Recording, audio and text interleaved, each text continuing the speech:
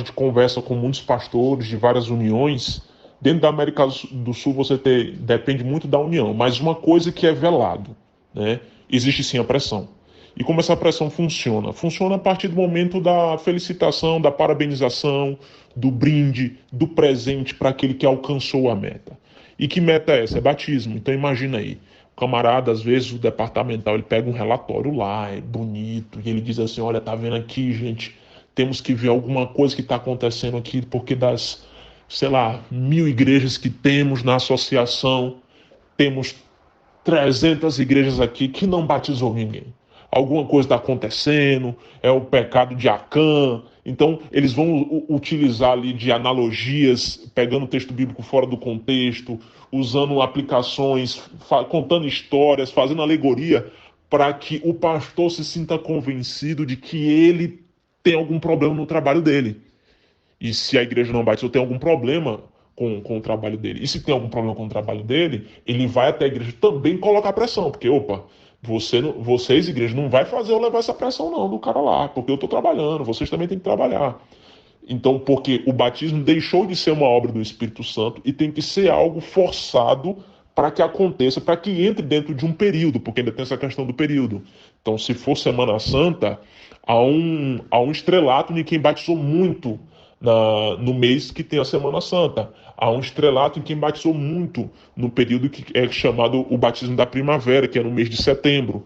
Então, você tem essa pressão em relação a isso. Então, é muito comum, você vai perceber colegas que são pastores hoje e que continuam, permanecem lá, que sofrem de ansiedade, que sofrem psicologicamente por causa dessas pressões. E ele começa a se questionar até mesmo, oh Deus, o que é que está acontecendo? Porque ele entende que se ele não alcança essas metas, ele vai ter um problema. Eu, particularmente, nunca tive problema com isso, porque, felizmente, eu sempre alcancei, eu sempre entreguei aquilo que a instituição queria. Então, porque essas pressões, elas é desde batismo, né, a coisas menores, como participação de determinado projeto, participação de determinado evento, se você levou só 10 pessoas, 20, 30, se seu distrito conseguiu levar clubes para um campuri. Então, tudo isso aí entra no ciclo das metas. E aí você também tem a principal meta, né? Vamos assim dizer, que é batismo e dízimo. E por que não oferta? Oferta também pode até dizer ali de forma bem superficial, mas por que mais dízimo? Porque basicamente dentro da instituição você tem uma divisão que Ellen White coloca do uso do dízimo para o cuidado do ministério pastoral, e a oferta é utilizado ali para a igreja local, e a associação, cada união, no caso, ela acaba usando essa oferta, onde o percentual maior sempre fica para a igreja local, mas o dízimo fica todo para a instituição. Então a instituição dá uma prioridade para essa questão do dízimo por causa dessa questão.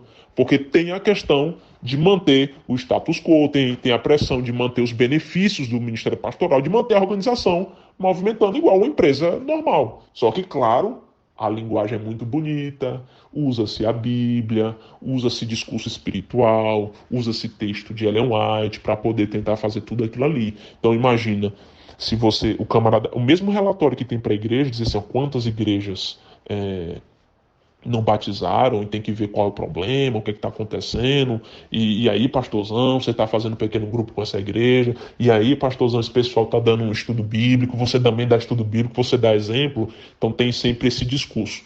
E com relação ao dízimo, também tem o mesmo relatório, então vamos supor, ele pega ali, olha, tá vendo aqui, comparando com o ano passado, nesse mesmo período você tinha, seu distrito tinha conseguido X valor, e de repente esse ano diminuiu 5%. Que é isso? O que é que está acontecendo? O pessoal largou de dizimar? Não, tem que fazer um sermão na área da mordomia, tem que fazer um sermão para as finanças, tem que ver. Quer que eu vá lá na sua igreja, no seu distrito, vamos fazer um congresso de finanças, de fidelidade, que aí no caso fidelidade na igreja adventista se tornou sinônimo de dízimo e oferta. Então fidelidade, mordomia são palavras intercambiáveis para dizer dízimo e oferta. Então você tem toda essa pressão em cima, só que é embelezado com discurso. Então você tem uma manipulação em massa. tanto da igreja local e de uma boa quantidade dos pastores, porque alguns pastores, por mais que não acreditem ou não aceitem esse tipo de discurso, mas eles cedem à pressão porque ele também vai ser pressionado, o camarada também vai apertar ele. E tem a questão do status quo dentro do ministério pastoral. Pô, aqui está o camarada que foi premiado porque ele alcançou a meta dela. Ô, parabéns, o distrito tal, tem feito um excelente trabalho. Ô, pastorzão, vem aqui na frente contar o que é que você está fazendo para dar certo lá no seu distrito. O que é que você tem feito e etc. E aí o pastor vai dizer, não, eu tenho feito os projetos da União, eu tenho feito os projetos da associação, temos uma equipe maravilhosa de distrital de mordomia. Então, tudo isso é um procedimento onde ele vai colocando o pastor ou para se sentir mal, ou para se sentir melhor, ou para se sentir mais importante ou menos importante, ou para alcançar uma meta, para receber um benefício, tudo isso aí acontecendo tudo ao mesmo tempo. Então, às vezes, é um celular que é prometido, é um iPhone que é prometido, é um benefício que é prometido, é sempre um brinde que é prometido caso ele alcance a meta. Cada união, cada associação, ele acaba gerindo um pouco diferente, ou um pouco mais ou um pouco menos, mas o esquema é o mesmo. Como é que funciona esse sistema de benefício, né, para os pastores adventistas na América do Sul, que no caso vai ser especificamente na América do Sul. Então, primeiro você tem aquilo que é a base salarial, então você tem um teto salarial dentro da América do Sul, e cada pastor, dependendo do período que ele estiver, dependendo se ele tem amizade com departamentais, ou se ele alcançou as metas, ele vai aumentando esse teto salarial. Ou seja, imagine que você tem um teto salarial de 5 mil e vai aumentando. Com certeza eu não sei dizer agora, mas com certeza está mais de 5 mil reais, mas você tem um percentual que você vai aumentando. Então, às vezes, você já entra começando com 70% ou com 60%, e ano após ano você vai aumentando aqueles percentuais, dependendo das condições daquela associação, dependendo se você tem amizade com os superiores, ou se você faz um bom trabalho, tem tudo isso, ele vai aumentando ano após ano, até chegar, se eu não me estou enganado, o pastor distrital ele pode chegar até a 106% do teto salarial. O presidente ele chega até 112. Então você vai receber esse percentual. Então primeiro você tem essa base salarial. Depois você tem o que a gente chama que é a previdência privada. Então existe um plano de aposentadoria privado onde a igreja faz depósitos mensalmente. Então ela põe um valor bom, muito bom, em termos de valores para qualquer empresa. Então ela coloca como se você estivesse pagando o teto máximo aí do INSS. E também, além disso, tem também a previdência do INSS, a previdência do governo, que paga também o valor mais alto ali, a alíquota mais alta, para poder o pastor, quando ele aposentar, ele poder também receber esse valor mais alto que tiver no momento. Então, além da subsistência, no caso, essa base salarial, além desse benefício da aposentadoria, o benefício da aposentadoria são coisas que são obrigatórias. Você tem que aceitar isso, você não pode receber e tentar manejar esse dinheiro. Você poderia, na época, você poderia até fazer um manejo desse valor quando você já tivesse completado 15 anos, no caso, de ministério, e você quisesse fazer um saque desse valor, dessa previdência privada que a igreja paga, quando eu digo previdência privada, é a própria igreja que administra essa instituição que cuida dessa previdência privada. Então, basicamente, tudo está vinculado, tudo está bem amarrado dentro da própria instituição. Então, você pode sacar esse dinheiro se for para comprar uma casa, algo do tipo assim. Fora esses benefícios que não chegam até a mão do pastor, no caso que é a previdência, mas o salário sim, você também tem o auxílio da manutenção do veículo. Então, isso depende muito de associação para associação. Tem associações que vão ser R$ 1.500, R$ 2.000, só de auxílio da manutenção do carro. Então, no caso, isso pode servir para pagar uma parcela de um carro, combustível, consertar, ou às vezes geralmente o pastor ele não dá conta de gastar tudo. Então, o que ele faz? Ele dá notas para poder, ele dá notas a mais, como se ele tivesse gastado tudo, para que isso não possa ser deduzido para o imposto de renda e ele consiga, então, gastar o dinheiro todo da maneira como ele quiser. Então tem isso. Ele tem um auxílio de despesa de telefone, no caso onde ele pode utilizar um plano de celular, internet domiciliar, então ele tem um valor geralmente para isso, um valor que geralmente cobre as despesas tranquilas dos telefones, da família e da internet para ele conseguir trabalhar em casa de forma tranquila. E depois você começa a ter ali também alguns outros benefícios que incluem, por exemplo, a conta de água. Você tem benefícios que não está incluso ali para você visualizar mensalmente, mas que está disponível. Então você tem um bom plano de saúde, você tem benefícios relacionados a saúde dental, a saúde das vistas, você precisar fazer uma cirurgia, algo do tipo, sempre do melhor. Geralmente sempre é do melhor. O pastor geralmente ele tem problemas de utilizar o plano quando é uma cirurgia muito específica, uma questão muito especial para ele conseguir o benefício do plano. Geralmente ele tem que enviar um documento para a divisão ver se aprova, enfim, e assim por diante. Então, mensalmente ele vai receber esses valores aí. Então, no caso, o que acontece? O pastor ele recebe um valor no início do mês e ele recebe um outro valor no meio do mês. O que é esse valor no meio do mês? São esses comprovantes que ele deu do combustível. Esses comprovantes que ele usou combustível, guardou, ou ele pegou notas de combustível, sonegando imposto, essa é a palavra certa, né? Ele pegou ali notas específicas para poder colocar ali para cobrir o valor que ele nem sabe com que ele gastou aquele dinheiro do auxílio para o combustível.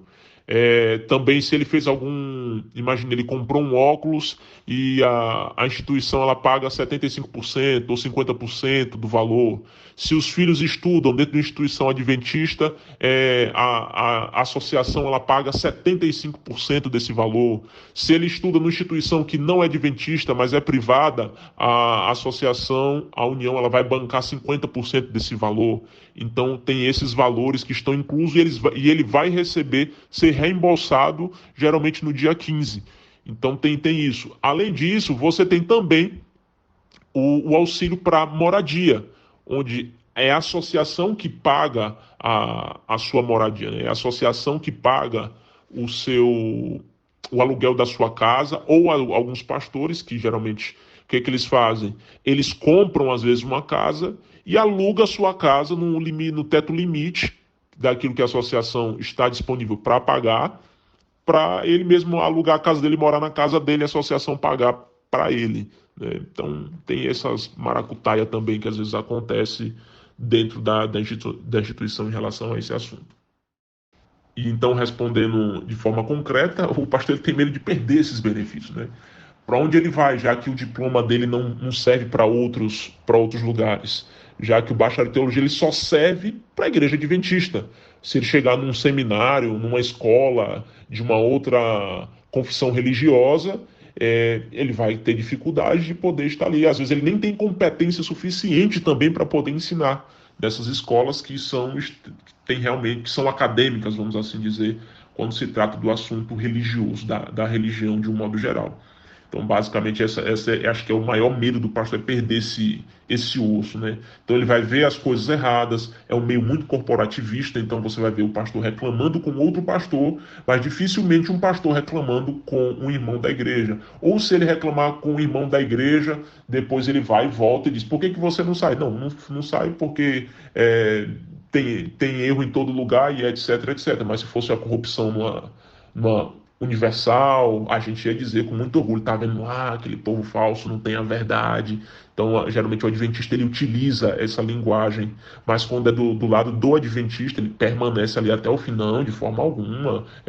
Deus no final vai julgar esse pessoal aí que está não administrando, ou roubando, ou desviando, ou usufruindo além daquilo que não lhe é permitido fazer. Então aí vai uma questão de consciência e muitos têm o sustento da família, então eles não querem voltar às vezes para a cidade dele ou voltar para a vida anterior dele, sendo que a igreja adventista ela proporciona status, ela proporciona conforto, né, para um estilo de vida onde ele vai ser considerado classe média alta, coisa que em outras empresas ele não vai conseguir estar recebendo ou utilizando desse meio, desses status que a igreja proporciona.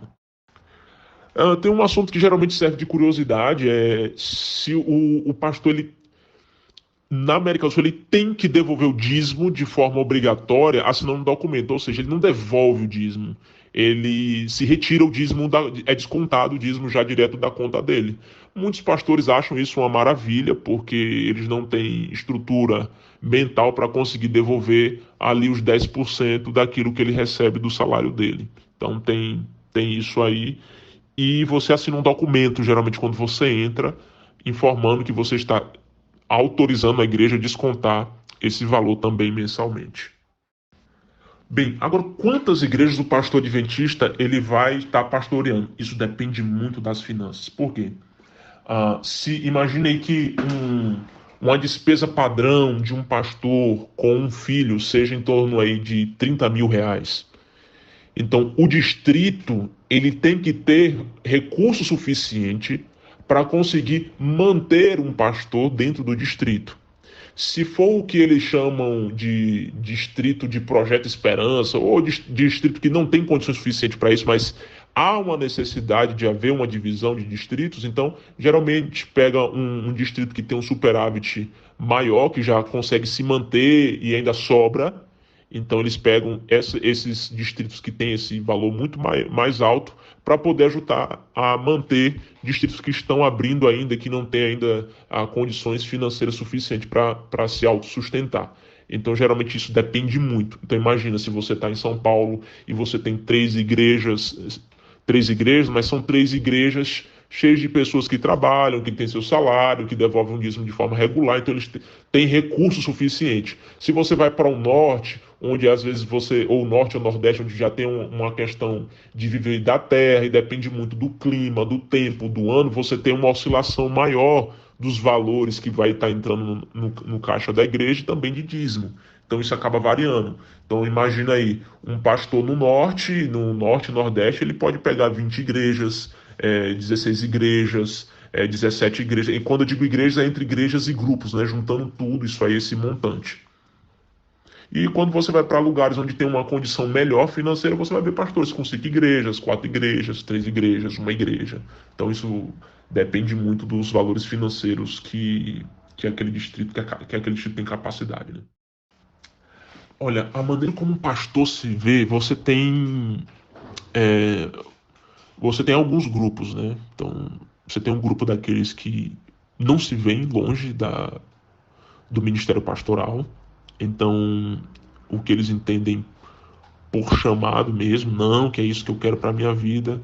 Mas esse chamado, ele é extremamente chamado porque a igreja, ela paga muito bem. E quando eu digo paga muito bem, é quando você envolve muitos benefícios que valem a pena se manter como pastor adventista. Então, geralmente, você tem esse grupo daqueles que, não, eu vou jubilar, eu vou aposentar aqui, é o que eu vou fazer para minha vida, vou aguentar o que tiver de aguentar, mas vou continuar aqui. Então, você tem esse grupo. Você tem um grupo dos que vão resmungar, ou vão dizer que está errado, que o sistema está errado, ou que tem alguma crença, doutrina errada, mas ele não vai largar porque aquilo ali para ele é o sustento da família dele e ele não pode abrir mão daquilo porque ele não sabe o que ele vai fazer da vida dele. Ele entende que ele não tem capacidade para continuar, para poder realizar outras atividades. E você tem aquele outro grupo que acha que está saindo da, da instituição e imagina que vai conseguir viver bem longe da instituição. Então ele pensa dessa forma, que ele vai conseguir viver bem. E de repente ele tem essa represália também, tanto da igreja local quanto da comunidade pastoral, porque sempre fica aquela interrogação: saiu por quê? Ou adulterou ou roubou. Geralmente são essas duas questões. E aí tem aquele outro grupo, é o grupo daqueles que saem sabendo consciente que existe vida fora da instituição, que Deus pode abençoar a, a usar a vida desse pastor que tem dom de pastoreio de forma voluntária, fora da instituição, fora até mesmo da igreja local, fora até mesmo da igreja adventista. Ele entende que Deus ele concede os dons não porque ele pertence à igreja adventista, mas porque Deus é soberano, doador de todas as coisas e concede o Espírito Santo para aqueles que nele creem. E dessa forma ele consegue usar os seus dons fora. Então ele tem perspectiva de crescimento, ele tem perspectiva de continuar usando esses dons que Deus concedeu a ele para continuar servindo a causa do Evangelho, não especificamente a causa da igreja.